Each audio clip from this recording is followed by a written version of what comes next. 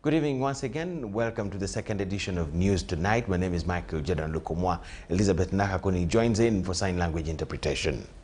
At least 350,106 candidates from the first cohort of the new lower secondary curriculum have qualified for the Uganda Certificate of Education examinations. These candidates achieved the competence level D, demonstrating their ability to apply acquired knowledge and skills in real-life situations. While releasing the UCE results at State House, Nakasero, Minister for Education and Sport, Mrs. Janani Luwum, urged Ugandans to embrace the new grading approach that eliminates the ranking of candidates based on divisions.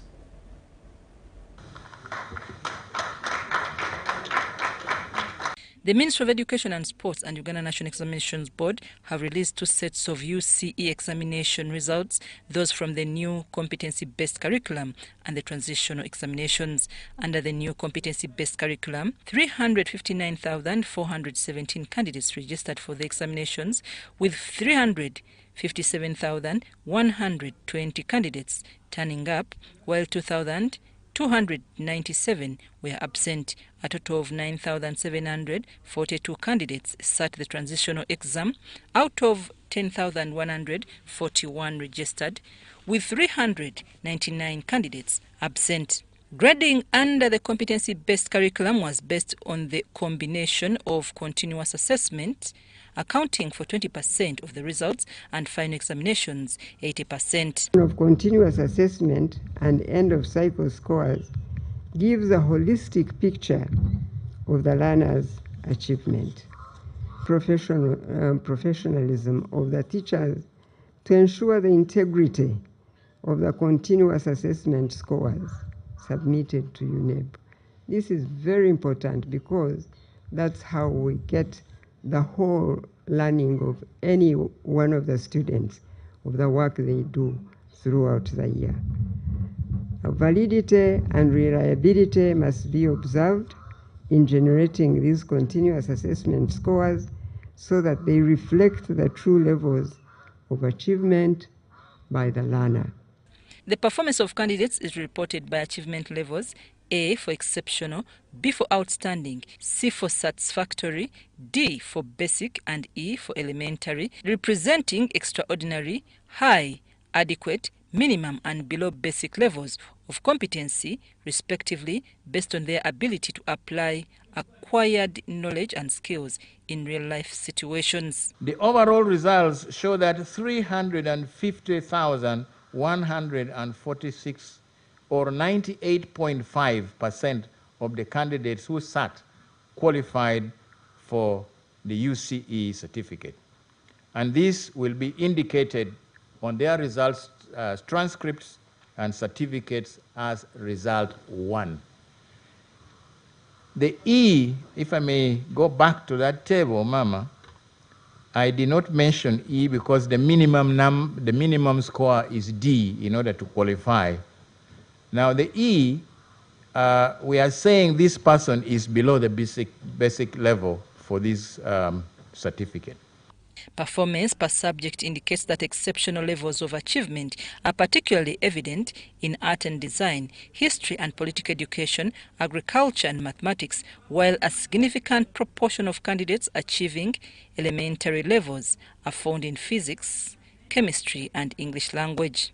We have 12.8% of the candidates who are elementary, that is, they are below the basic level of D. And also we have chemistry, which is 6.3.1, biology 2.3, mathematics 2.8, English language 3.6. The chairperson of UNEB, Professor Celestino Boa, explains the guidelines they used to adapt the later grading format. 2. The descriptors, that is, explanations of the meaning of the grades, should be positive on what the holder of the certificate can do. 3. That the document has to indicate that the final grade for each subject is derived from the continuous assessment and the end of cycle scores.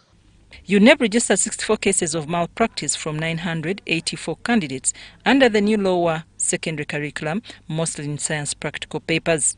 Meanwhile, Odong explained the performance of candidates under the transitional examinations, noting that malpractice cases were fewer, with some instances of external assistance. In Division 1, out of the 9,000 plus who sat, 80 or 0.8% were able to pass in Division 1.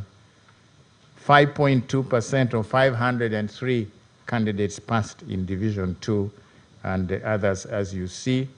And the percentage of those that did not make it or who got grade 9 is a little high at 16.7%. I'm Nafka Farida and Dan Lugemwa in Kampala. Government schools have been identified as among the best performing schools in Uganda. Representing government schools is Kitante Hill School, where over 250 students who sat for the UCSE exams 2024 passed with result 1. This was confirmed by Elizabeth Onen, the head teacher at Kitante Hill School. At St. Mary's College Chitende, all students excelled. I passed highly, being that I was able to get an outstanding performance in almost each and every subject, apart from a few challenges in some. It was the same feel at St. John's SS Mukono, as all candidates excelled in last year's ordinary level of education. God, who has been there with us, and the results of our children, our students, 2024 are back. We thank the Almighty God, who has enabled us achieve our expectations. At Kingsway High School Chitende, the performance was similarly exceptional.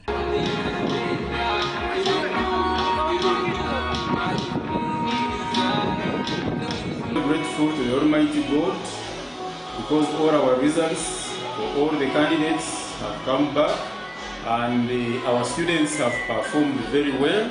At Elite College Secondary and Vocational School Bulenga, the school's director Salongo Mbuga Chiberu applauded the Ministry of Education and Sports for introducing the new curriculum, which the school had been advocating for over 3 decades. The new curriculum aligns with the mission and vision of the institution. These are the pioneers of double curriculum.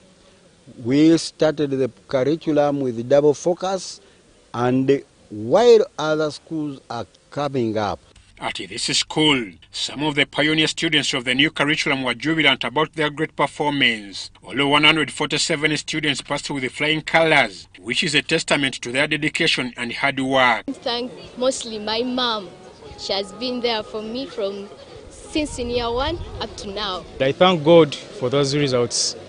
We have been working, and then we had good news that our results are back, so we are here to celebrate our results. Budosia Secondary School has confirmed its status as an academic giant with impressive scores from its first cohort under the new lower secondary curriculum. It's not been that as hard as people think it is because it's about research work, and of course when you do the research you understand it better.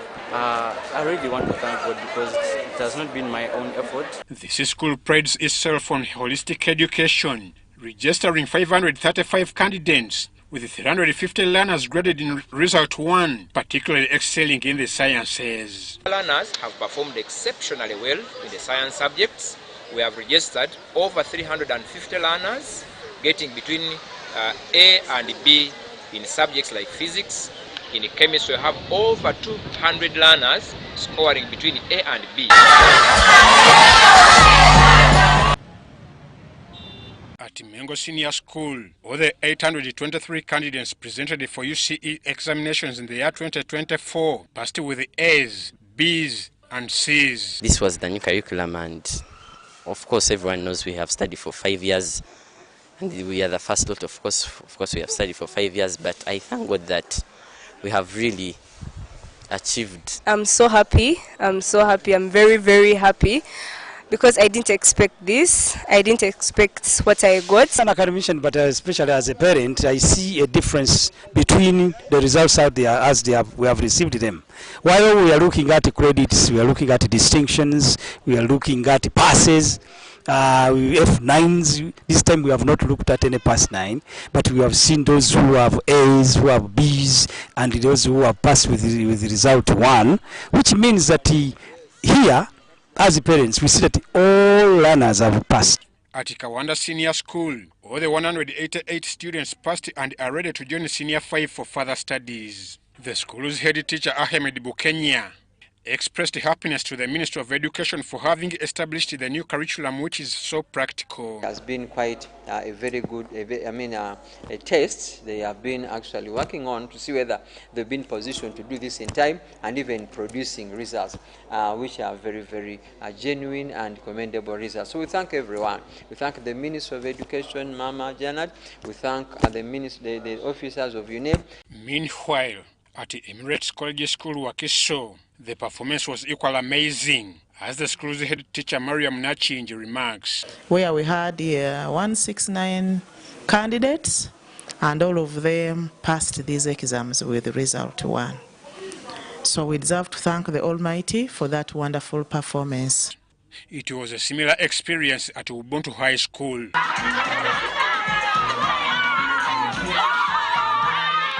It has been even better than that of last year because all students have made it, they have passed. Generally, when we look at the sciences, they have performed better than any other year due to the fact that maybe the new curriculum uses practical way of teaching.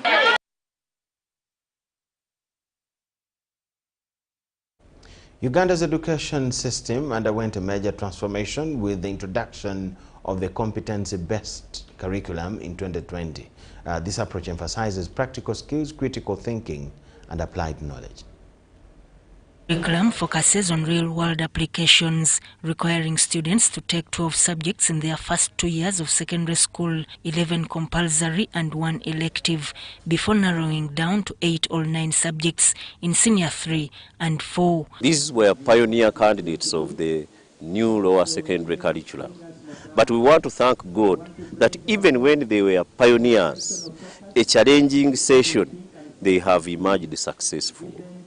In this curriculum, all our candidates, we had 164 registered candidates. They have all excelled with result 1, meaning they are all eligible to get the certificate that will push them to other levels. And they have all passed between A and C. We have not got anybody get D. Assessment now combines continuous evaluation 20% and final examinations 80%, ensuring a more balanced grading system. Indeed, there were constraints here and there, but I want to say that it is not very hard. What you need to do is to be committed. When you are committed and you do the routine, there is nothing that is wrong. Actually, what happened, there is the project work. Everybody passed project work with the B and C. All the project work that were done, the continuous assessment and the rest, B and C was the range, which means that their competencies have been developed. And being the first cohort, we are sure that the next cohorts, it is even going to be much better. Mpoma's head teacher Wile Chris shared insights on its impact on student learning. This is a remarkable performance. We expected it because we prepared for it, we worked for it, we prayed for it, we fasted for it. And so it comes as no surprise. I don't think that there's any confusion. Everything is very clear. We have only 5 levels. We have exceptional, we have outstanding, we have satisfactory, we have basic, and lastly, elementary. So there is nothing confusing. A key change is the shift from numerical grades to letter-based assessment, A to E, recognizing all competency levels. The new curriculum requires a lot of sacrifice on the part of the teacher. You can no longer just walk into a lesson and you think you'll deliver it. You must plan, deliberately plan to deliver the lesson.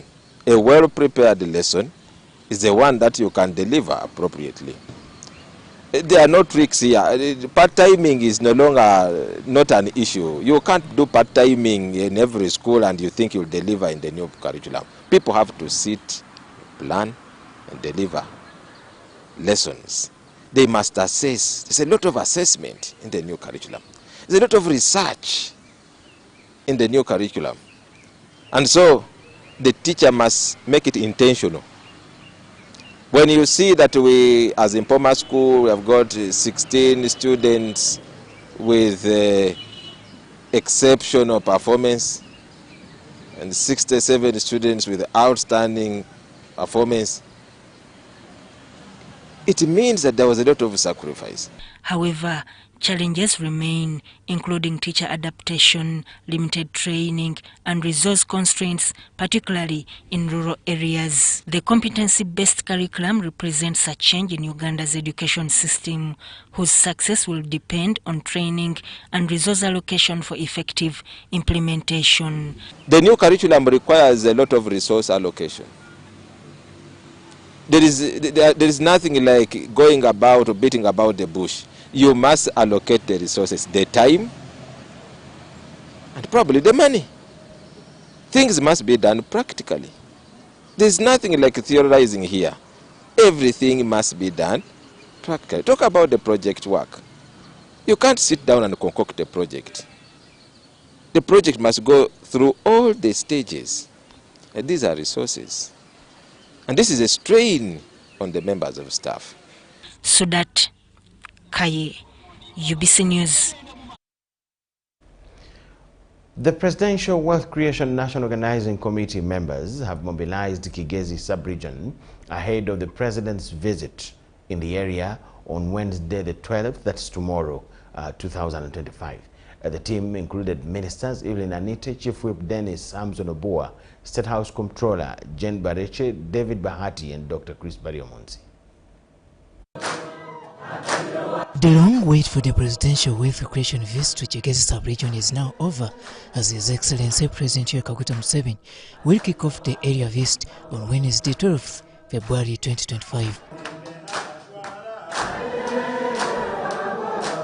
To level and prepare the ground already in Kigezi are members of the National Wealth Creation Organizing Committee. Like my children say, it is pumping in Ruchiga. I want to tell you it's very exciting that we are here in Ruchiga where our rally is going to be taking place. Excited about the coming of His Excellency the President. We want to celebrate the achievements of NRM and celebrate his leadership. So far, all over the country, His Excellency the President has been warmly welcomed. His message on wealth creation received.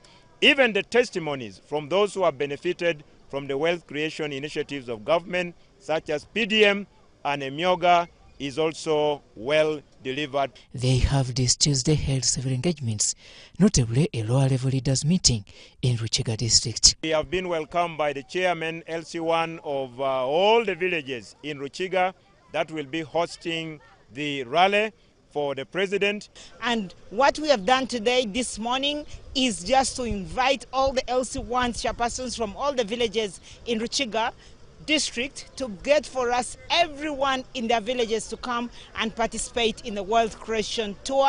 To join in the ground check and mobilization have been Ministers David Bahati and Dr. Chris Bariomonsi. We are happy of the developments we have made under NRM, the health centers, the secondary schools, the roads, but most importantly now, the PDM. And they thank His Excellency the President, and they have promised to welcome him in big numbers with a lot of excitement. Of course, there are needs, there are programs and services which have been worked on, others are still needed, and that's why we are here as leaders of NRM to do an assessment, to see how PDM is working. Area Minister Dr. Chris Bariomonsi addressed media about the presidential visit. And particularly here in Kabale, he will be commissioning the skilling hub, which has been supported by State House. The 3 days visit by the head of state will commence on Wednesday, 12th February 2025. And then he will come in town and commission the Rushoroza Road. Museveni is programmed to interact with regional leaders as well as hold a public rally in Ruchiga and Rukungiri districts, respectively. Like I said, his major focus is on areas of wealth creation, particularly PDM, Emyoga, and other related programs. The 3 days presidential visit will conclude on Friday. However, a regional media engagement scheduled for Saturday morning will see off the president from Greater Chigezi. Robert Nyango, UBC News.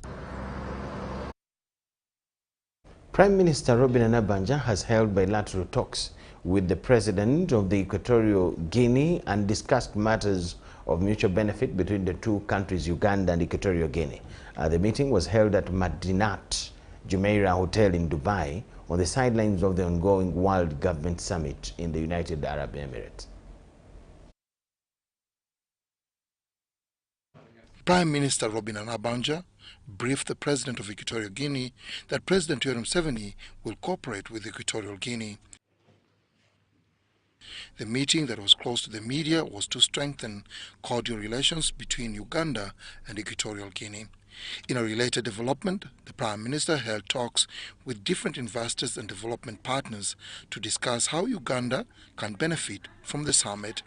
But if we have a 50+ organic into the fraction of the waste that is being produced, it's good, because if you take that out, then you have less than a 40% of other material that is not going to the landfill. And then we need to see what is the second biggest fraction. Maybe it's glass, maybe it's plastic, maybe it's metal.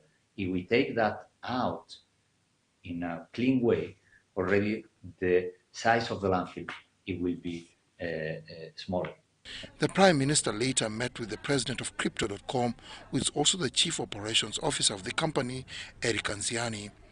Nabanja was flanked by the Minister for Public Service, Muruli Mukasa, Beatrice Anywa, the State Minister for Environment, and the Permanent Secretary, Minister of ICT, Amina Zawede, and Uganda's ambassador to the UAE, Kibedi Zake. The Premier says that Uganda has to adopt to modern ways of financial systems. Utility tokens that are tokens that give you utility within an ecosystem, right to vote for certain governance decision or for the future of the project or for changing parameters in that project. The Director, Economic Affairs at the Ministry of Finance, Planning and Economic Development, Moses Kagwa, says Uganda is formulating regulations to manage financial services. Because a lot of cryptocurrency, the way we understand it, it's outside the ambit of central bank or the banking system. So the central bank doesn't have a role, and yet we know that with the money, the central bank is the controller of money. Now without that, because what is cryptocurrency? Is it currency? Is it money? Is it an asset? Those are still some of the issues that we're grappling with. The Minister of State for Environment, Beatrice Anywa, says Uganda will benefit from the World Government Summit. For us, as a developing country, the technologies which are like artificial intelligence, we hear from elsewhere. It is news to us. We need that support. We need the collaboration so that we have transfers of these technologies cheaply to our country. We need research, which as a country we have already put in place for people to research and innovate new measures. The summit continues tomorrow when the Prime Minister will deliver President Yoweri Museveni's message to world leaders on environment and health. The summit is on the theme Shaping Future Governments. The newly appointed governor of the Bank of Uganda, Michael Atini Ego, and his comrade appointee Nwagaba Augustus were vetted by Parliament following their respective appointments by President Yoweri Kaguta Museveni. Professor Nwagaba has called for government to reduce on the appetite for borrowing if the economy is to achieve stable and sustainable growth. The two appointees for the top positions at the Bank of Uganda have been vetted by Parliament. Former Deputy Governor Michael Ating Ego and his successor Professor Augustus Nwagaba faced the Appointments Committee of Parliament chaired by Speaker Anita Among. The appointees later addressed the media, identifying key areas for improvement as discussed with the vetting committee. Yes, we have had a very good discussion with the Parliament.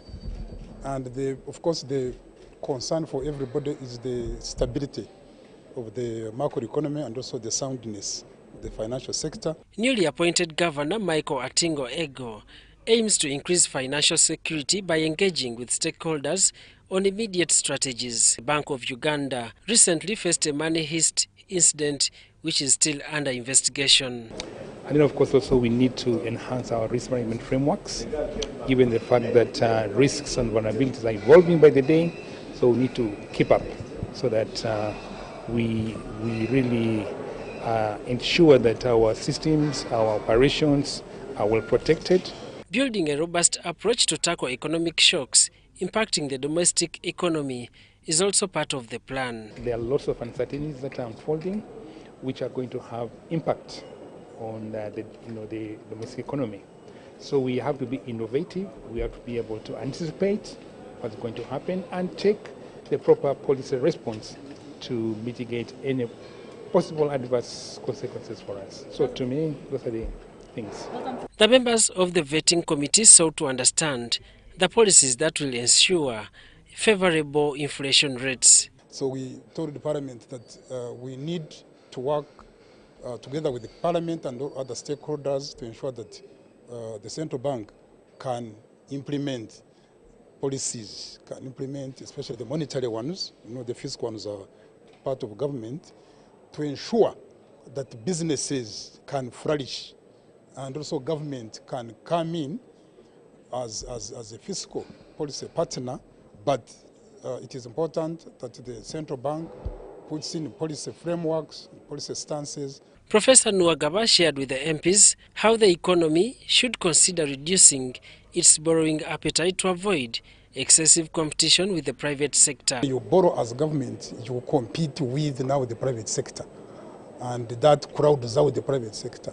So that's what we agreed, that we should reduce a little bit also of our appetite for borrowing, so that we don't compete the private sector and then allow the business activity and everybody to perform. The appointees also had a closed-door engagement with the Deputy Speaker of Parliament, Thomas Tayebwa.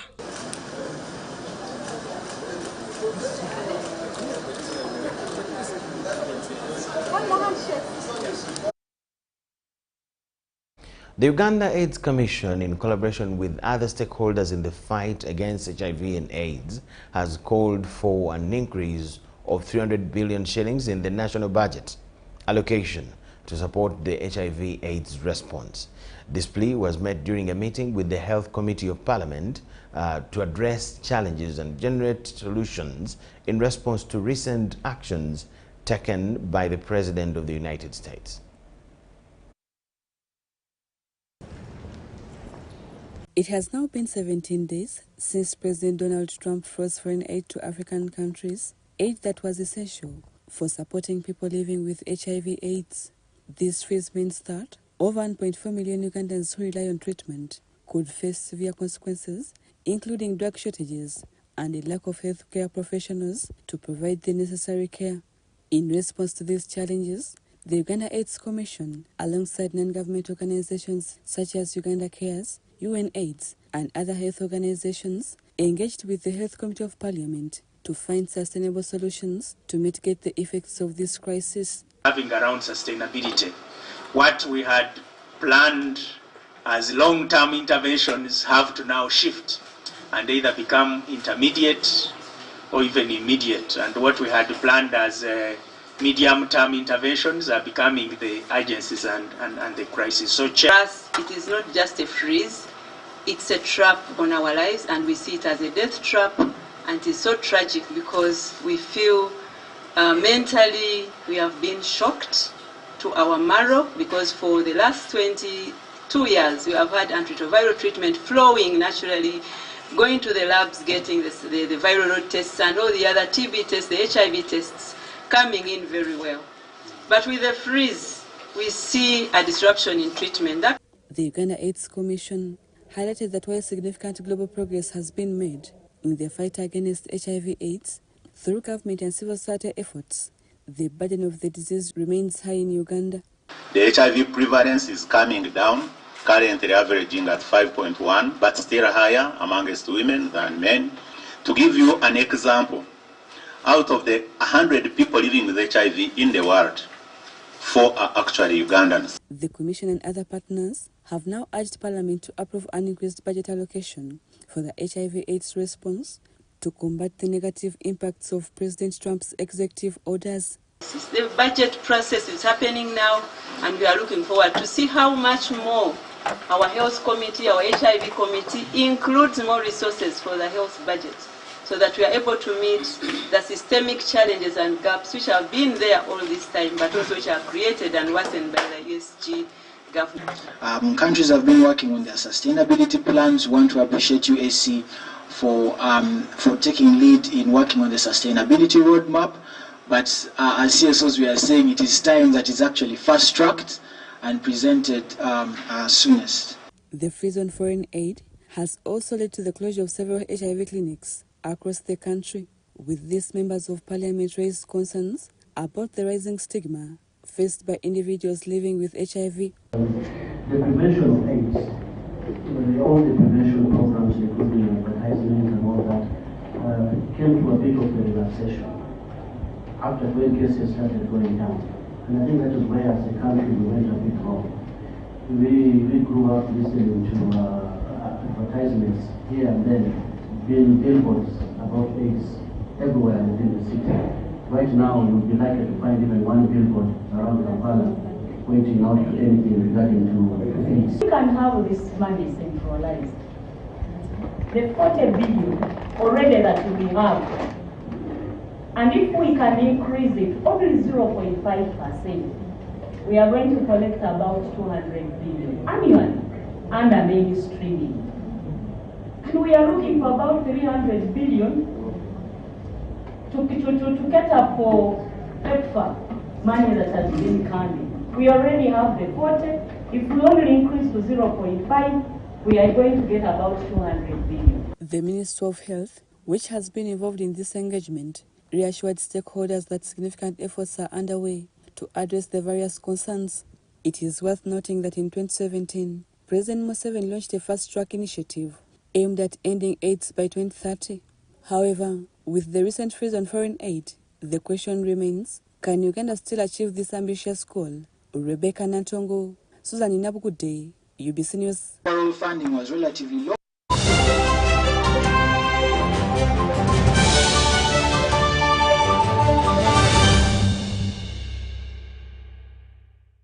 Here's your chance to win school fees for your child for a whole year. Just pay school fees using Momo. Dial *165 *80#. Select option 2 for school pay. Select option 1 to pay school fees. Enter the student number and amount and approve the transaction. You are now entered the draw to win school fees.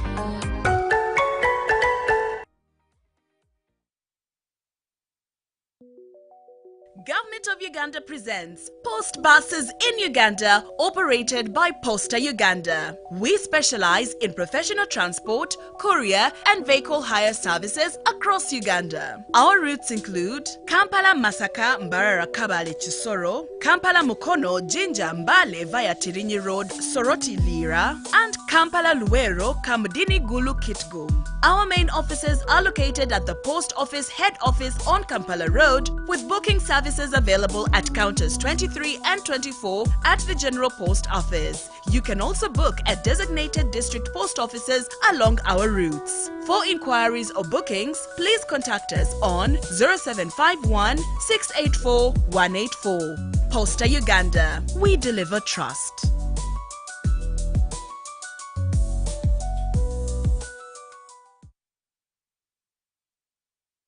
Uganda, are you ready to kick things up to the next level? The Uganda National Lottery brings you Sports Stake 10. Predict the results of 10 football games and win big. With tickets at only 500 shillings, join the fun and make your predictions count with Sports Stake 10. Sports Stake 10, your ticket to football glory. Uganda National Lottery. Dream, play, win. Participants must be 18 years or older. Play responsibly. The Uganda National Lottery is operated by Ituba Uganda and regulated by the National Lotteries and Gaming Regulatory Board.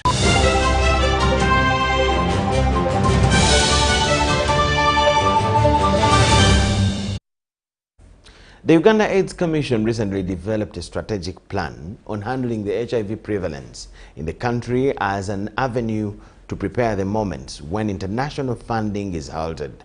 President Donald Trump's executive order to reevaluate and realign U.S. foreign assistance has led to a shift in foreign aid, which is more likely to affect the health sector. While this is the case, Uganda has positioned herself to build internal capacity to sustain health programs.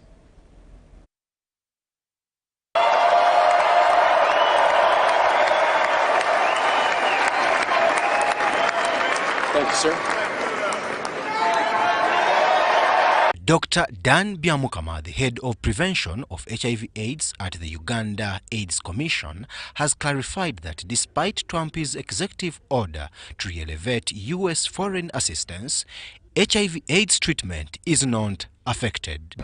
So there is a waiver. But of course that waiver is for until April, until the end of the 90 days that they had proposed. We do not know what they will do after 90 days. But as I speak now, there is a waiver treatment program, so all people living with HIV who are on treatment, their treatment program shall not be interrupted. That said, they have not given us a waiver on prevention programs they had been supporting. They had specifically been key to supporting our prevention programs targeting adolescent girls and young women. You very well know that the highest number of new HIV infections in this country are among adolescent girls and young women between the age of 15 and 29. In Kampala alone last year, 53% of all new HIV infections were among young women between the age of 15 and 29. The U.S. is the largest donor for health aid, with USAID leading efforts to combat other health challenges like tuberculosis, malaria, maternal and child health-related issues.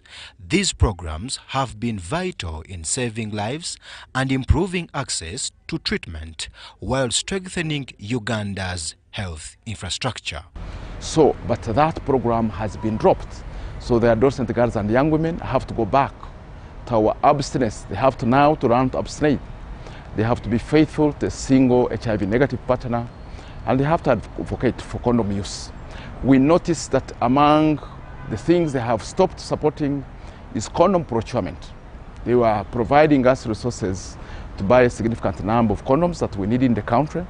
So those who have been in the habit of wasting condoms, we have a short supply. We don't have enough resources for you to misuse as you have always misused. Research as of 2024 by the Uganda AIDS Commission reveals that Uganda has 1.4 million people living with HIV AIDS. Majority of these are adult women. Of those, slightly above 900,000, like 910,000 are women, like 75,000 are children, and the rest, like 34%, are men.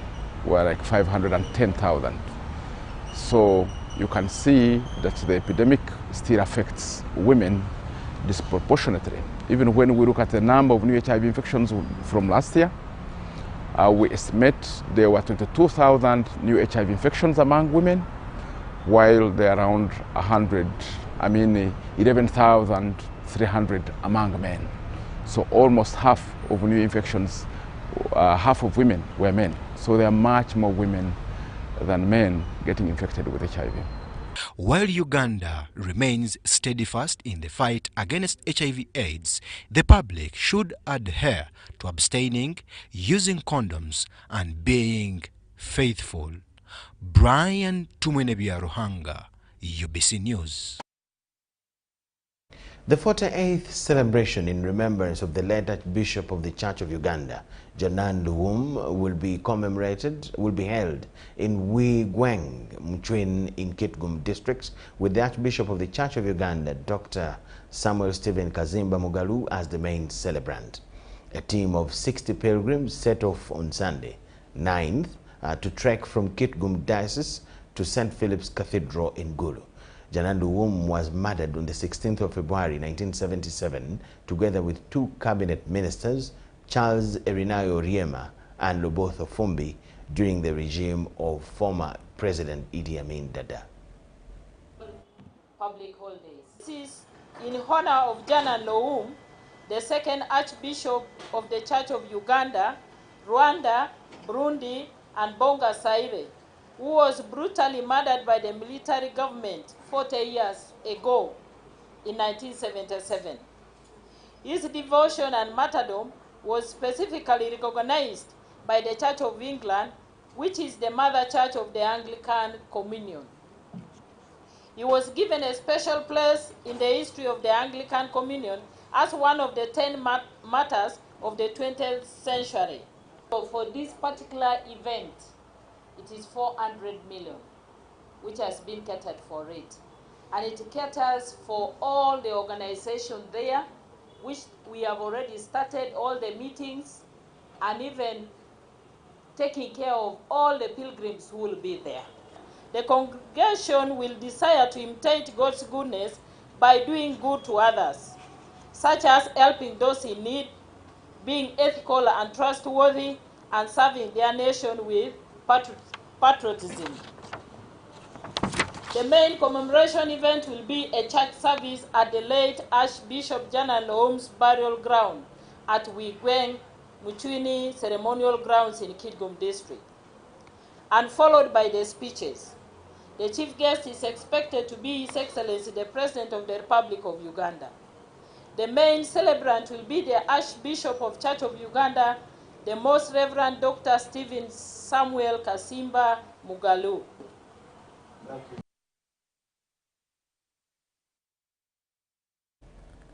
President Yoweri Kaguta Museveni has praised the late Reverend Eliasaph Serwadda for his resilience and unwavering commitment to spread the word of God in Ankole sub-region. In a message delivered by Vice President Jessica Lupo at the burial, President Museveni described the late Reverend as a dedicated man of faith who had a profound impact on the lives of many Ugandans.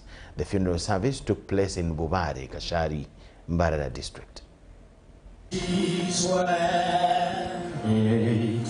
The President lauded Reverend Eliasaph Serwadda's love for the church, emphasizing that his tireless work in the ministry was evident throughout his life. It is a sad moment for the family and the church, which he served diligently.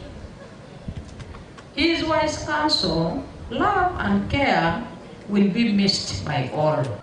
Museveni urged parents to follow Reverend Serwadda's example by instilling good morals and values in their children. I thank the late Reverend Eliasaph for having laid a strong moral and spiritual foundation for his children. He was firmly rooted in the religious tradition of the revival movement, and the message is accompanied with 10 million Uganda shillings towards the burial arrangements. Colonel Edith Nakalema, the head of the State House Investors Protection Unit and daughter of the late Reverend, remembered her father as a hard-working man who valued education. Our father has been a very grateful person, a man of love, a man of care, a man of friendship, a man of tolerance. I don't know how to, but His Excellency the President quickly said he wants Reverend Serwadda to be buried in a very respectable manner, and he said that he will facilitate everything that will bury my father, and he has done it.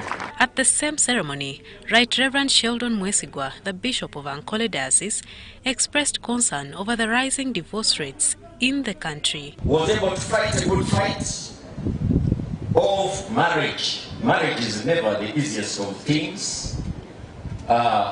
People know it because divorces in Uganda, you are seeing now they are doubling. In 2023, there were 250 couples who divorced. 2024, according to you, is it your SB or whatever, they were 500, so they doubled.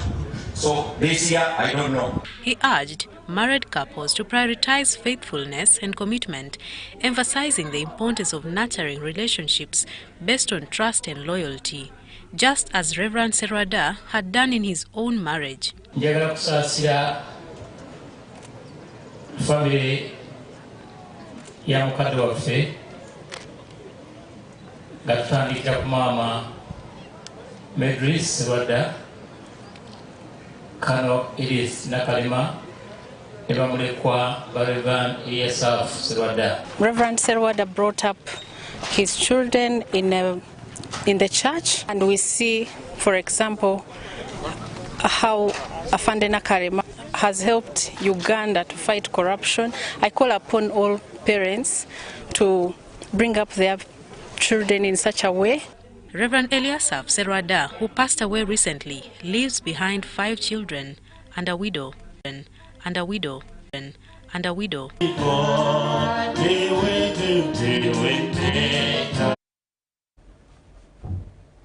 As Uganda's tourism sector gears up to commemorate Wildlife Day on the 3rd of March under the theme Wildlife Conservation Finance, Investing in People and the Planet, Ministry of Tourism, Wildlife and Antiquities has announced the establishment of a provision to compensate people affected by wildlife.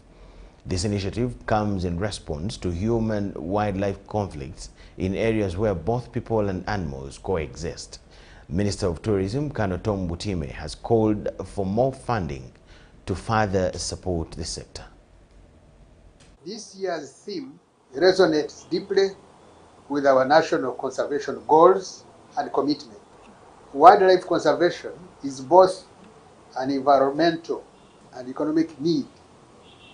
Uganda's tourism industry, which is primarily reliant on wildlife, generates more than 5.5% of the national GDP and employs thousands of Ugandans, mainly in rural areas where protected areas are located. This underscores the need to secure sustainable financing for wildlife conservation. Traditionally viewed as a government expense, wildlife conservation financing has not received adequate investment despite the substantial economic benefits it offers. So we are getting more reports because people are aware. And so the two work together, that the wildlife is high, the population is high, we are starting to compete for the same space, and then people are aware and they are reporting more.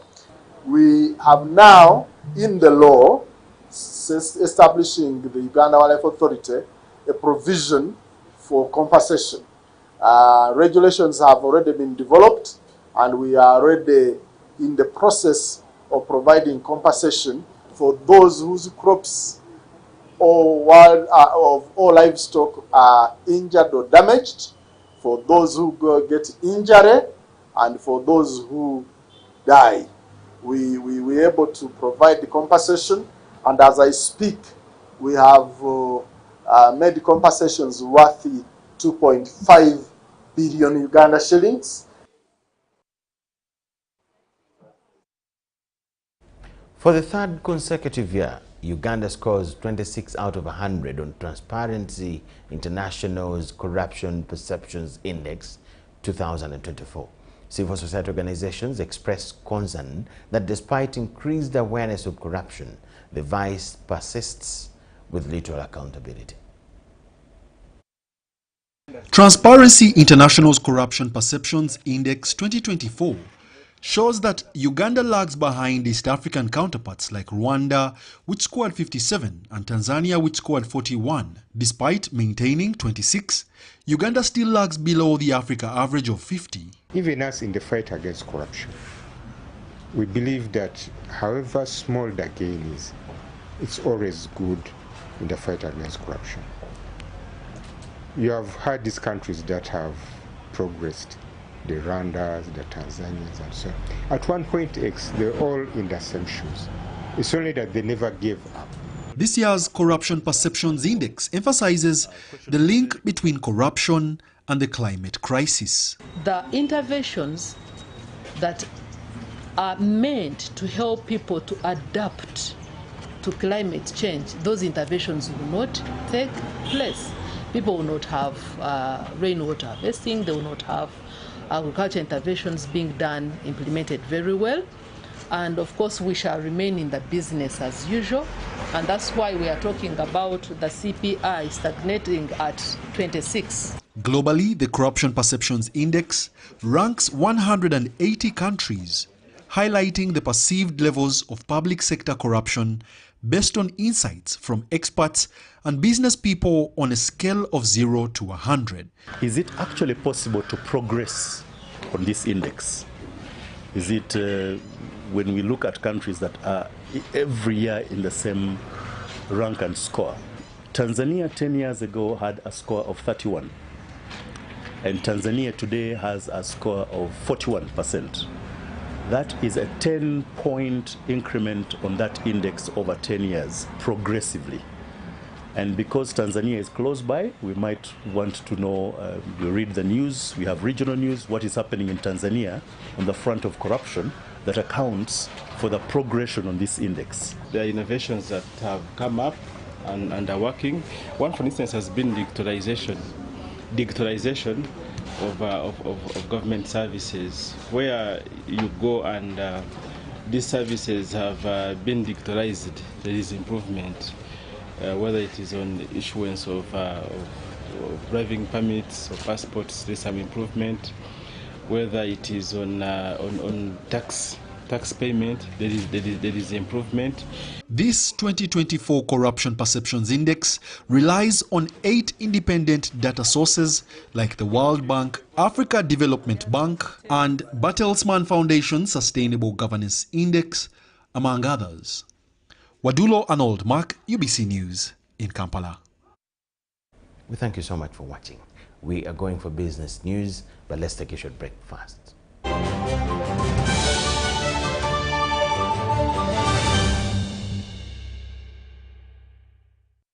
Here's your chance to win school fees for your child for a whole year. Just pay school fees using Momo. Abantu bebuloba mwena olunaku olwaleero tuli wamwe wano ku St. Paul Kindergarten nga tukuze kukola ki tuze kuwa muzadde waffe eyawangudde school fees za mwaka mulamba. Kyeyakoze jogajoga yasasuza school fees we n'akozesa school pay bw'atyo n'awangula. Nasooka kwogera amannya ga mwana mulala ngenda okuwulira ng'asiriikiridde.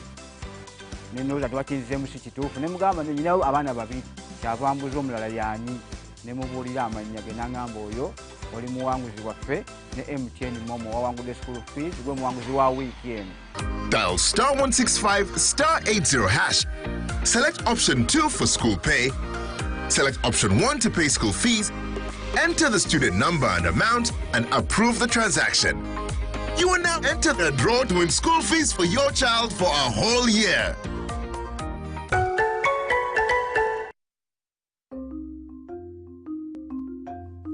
Agriculture is Uganda's economic backbone, employing about 70% of the working population and contributing 20% of the GDP. As the world becomes a digital global village, ICT has proven to increase productivity in the agricultural value chain. UCSE, through its Strategic Plan 3, recognizes the importance of access and usage of ICT-based tools, information and knowledge for farmers by providing them the needed skills to live, learn, work and participate in a digital society. We came up with a project which we took to UCSE, and we're happy that UCSE supported it. That project is called ICT for Farmers. What did we get from ICT for Farmers? We managed to skill up to 100,000 farmers.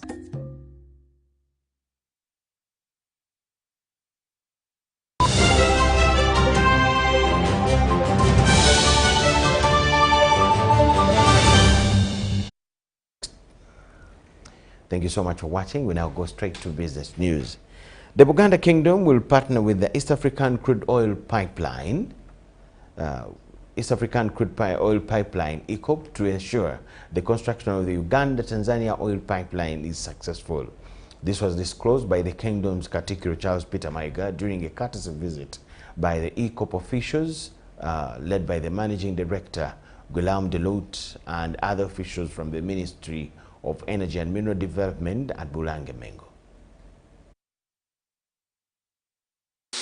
As Uganda prepares for the first oil extraction, the company responsible for building the Uganda-Tanzania oil pipeline, East African Crude Oil Pipeline ECOP, has paid a courtesy visit at Buganda Kingdom headquarters at Bulange Mengo and met Katikiro Charles Peter Maiga to discuss how the kingdom can support towards the project.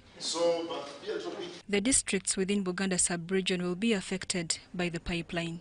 The land and social manager Rose Birunji highlights the challenge in the construction. We have land where we have unknown people.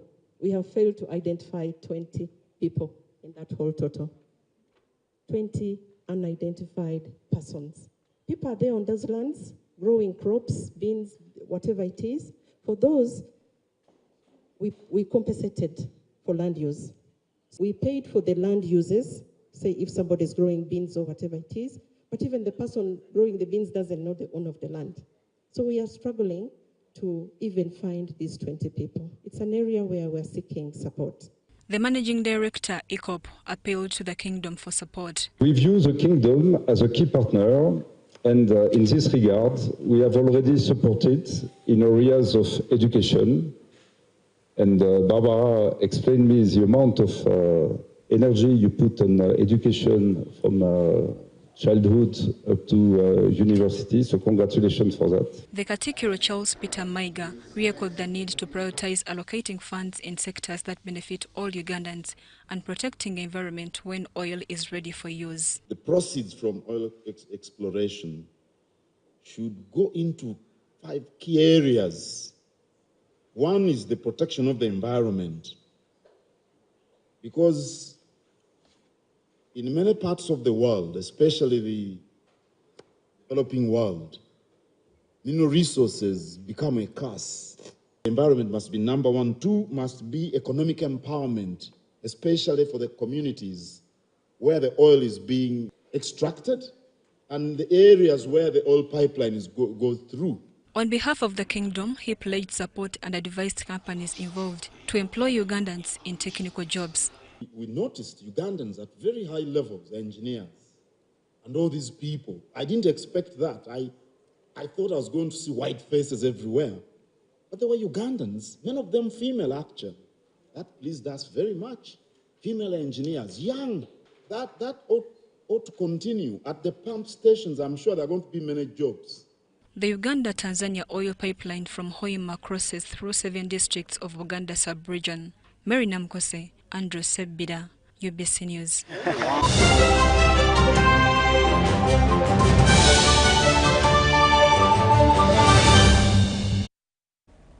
Katika South constituency NRM flag bearer Patricia Magara has called upon all the different sports federations in Uganda and companies to embark on talent identification countrywide as a means of talent identification and job creation. The flag bearer made the remarks during a sports activity in the area. Honorable Patricia Magara says that besides creating employment, the various types of sport can also be a source of entertainment for the masses. We are very excited. The winner already got the cow, the bull is there.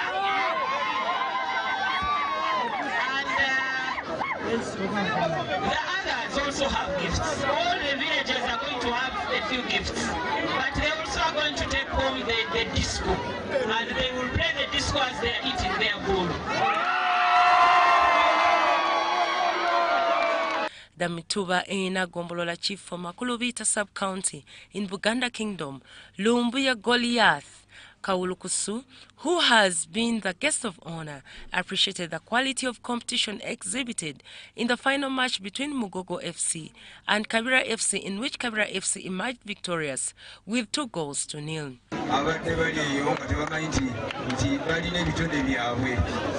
Nsanyuse nnyo era nsiimye nnyo omutindo gw'omupiira gwe tulabye wano ekyenjawulo n'abagusaze bennyini babadde ddala nga basala ekyo kyennyini ekyetaagisa oli bamuwangule nga kazza tebamuwangudde tweyanziza tweyanzeege omutima gwe gugende mu maaso Patricia Magara Honorable tweyanziza nnyo tweyanzeege. Tournament coordinator Sam Buchanan appreciated all the teams which participated for the discipline and sportsmanship exhibited and asked the tournament organizer to extend the tournament to all sub-counties within Katikamu South constituency.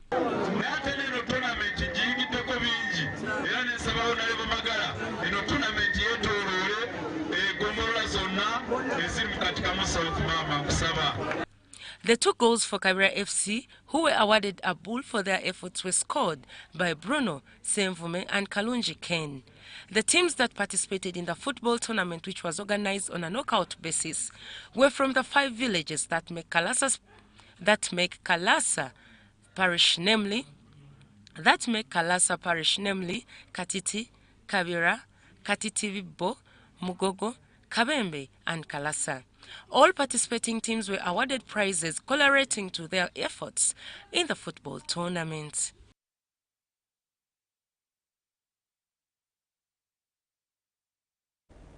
Kampala Capital City Authority Football Club and MTN Momo have ahead of the start of the 2024-25 Uganda Premier League season, a second leg increased options to fans in regards to ticketing.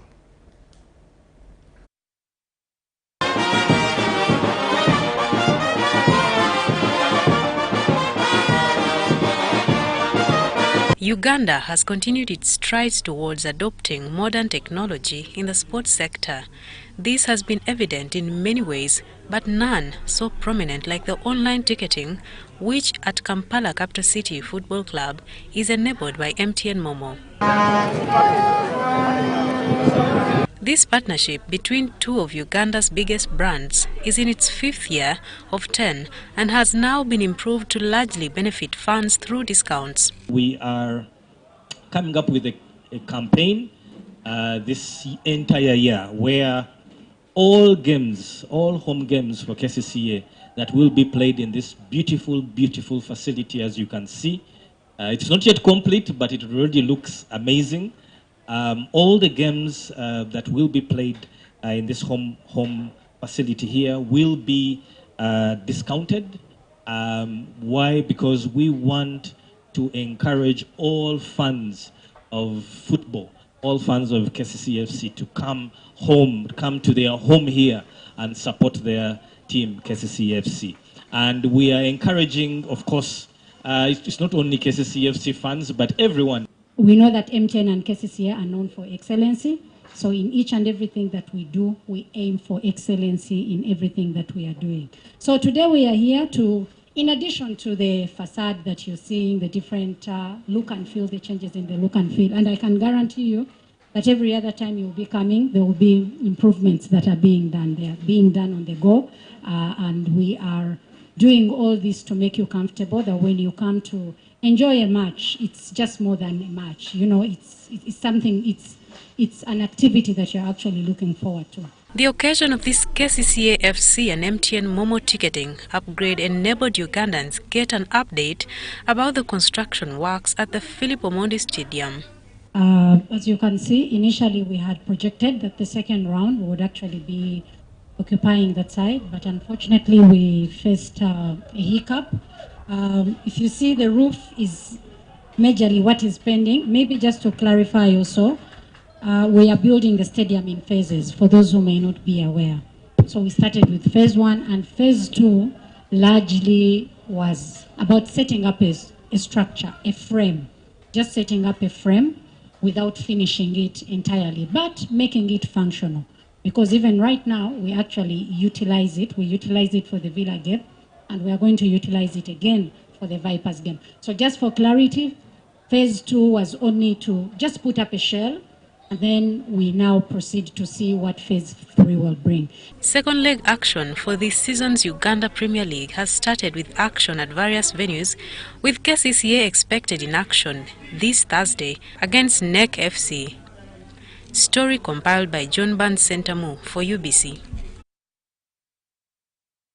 With sports, we come to the end of what we had for you tonight. Thank you so much for watching from wherever you are. My name is Michael Jordan Lukomwa with Elizabeth Nakakuni and the whole team. Wish you the best of the night. Bye-bye.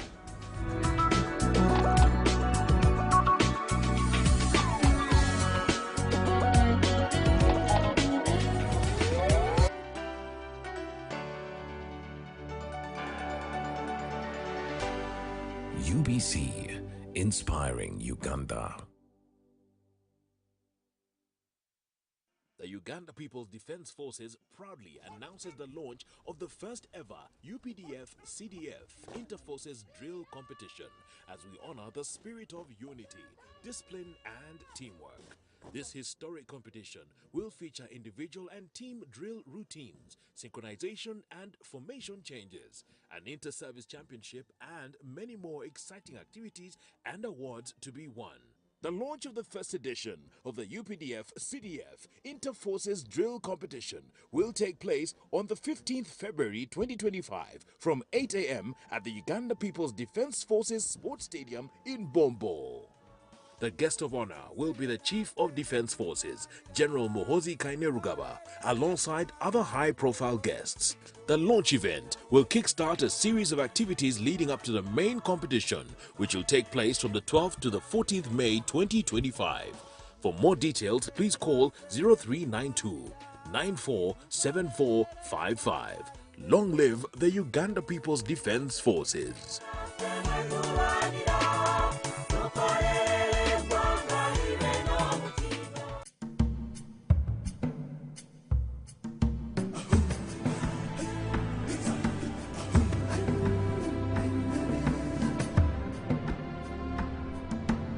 Welcome to Good Morning Uganda, your go-to morning show to kickstart your day with all the latest updates. Let's dive deep into issues that matter most to you. In a world of stories waiting to be told, the headlines are your guide. Navigate the currents of news and knowledge with our daily updates of newspapers. Stay informed, stay empowered. From the roar of the crowd to the thunder of victory, witness the drama unfold with our sports updates. Whether on the field or in the stands, join us as we celebrate the spirit of champions. Rise with Good Morning Uganda, weekdays from 6:30 a.m.